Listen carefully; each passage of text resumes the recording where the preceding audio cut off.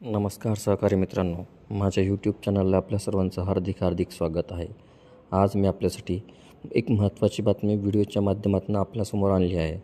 बातमीला सविस्तर जाणून घेण्यासाठी त्यासाठी कृपया आपण सुरुवातीपासून शेवटपर्यंत संपूर्ण व्हिडिओ पाहावा आणि आपण या चॅनलवर नवीन असल्यास या अगोदर चॅनलला सबस्क्राईब केले नसल्यास चॅनलला निश्चितच सबस्क्राईब करा आणि बेल आयकॉनला प्रेस करून ऑल नोटिफिकेशन्स ऑन करा। त्यामुळे आपल्याला व्हिडिओचे सर्व नोटिफिकेशन्स हे वेळेवर मिळत राहतील।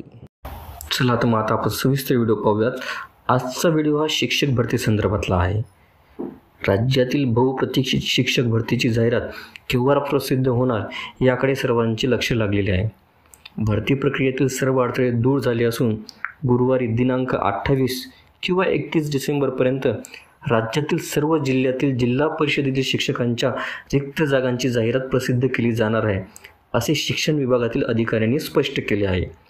राज्यातील जिल्हा परिषदांच्या शाळांमधील सुमारे 30,000 शिक्षकांची पदे ही रिक्त असून खाजगी अनुदानित संस्थांमधील सुमारे 20,000 पदे रिक्त आहेत।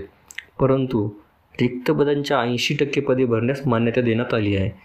काही आमदारांनी रोस्टर तपासणीबाबत आक्षेप घेतला आहे, त्यामुळे 10% जागा बाजूला ठेवून 70% पदांची जाहिरात काढणार असल्याचे शिक्षण विभागातील अधिकाऱ्यांनी स्पष्ट केले आहे। असे असले तरी जिल्हा परिषदेतील 20 ते 21,000 आणि खाजगी संस्थांमधील 18,000 अशा तब्बल 38-39,000 जागांची जाहिरात प्रसिद्ध होणार आहे। शिक्षण विभागातर्फे काही दिवसांपूर्वी 2017च्या सुमारे 2,500 जागांसाठी भरती प्रक्रिया राबवण्यात आली, मात्र त्यातील केवळ 332 जागांसाठीच उमेदवार मिळाले।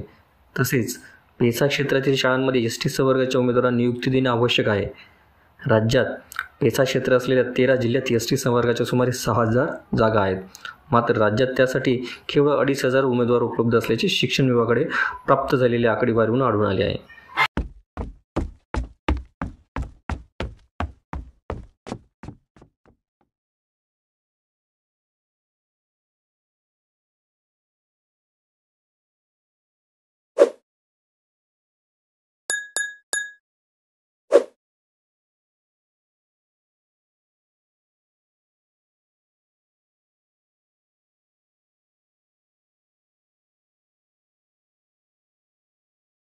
त्याचप्रमाणे गणित विषयात TET उत्तीर्ण उमेदवार मिळत नसल्याने या जागासुद्धा रिक्त राहत असल्याचे अधिकाऱ्यांनी सांगितले आहे।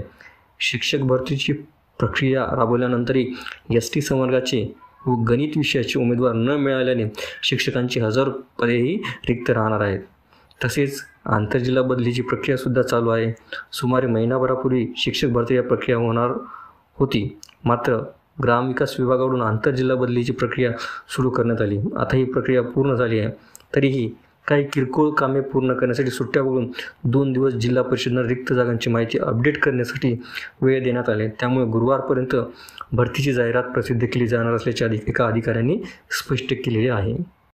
जर आपण शासकीय निमशासकीय कर्मचारी, शिक्षक, शिक्षकेतर कर्मचारी, इतर पात्र कर्मचारी तसेच पेन्शनधारक, कुटुंब निवृत्तीवेतनधारक असाल तर आमच्या व्हॉट्सअप ग्रुपला नक्की सामील व्हा आणि व्हिडिओ आवडल्यास नक्की लाईक, शेअर आणि सबस्क्राईब करायला विसरू नका। धन्यवाद।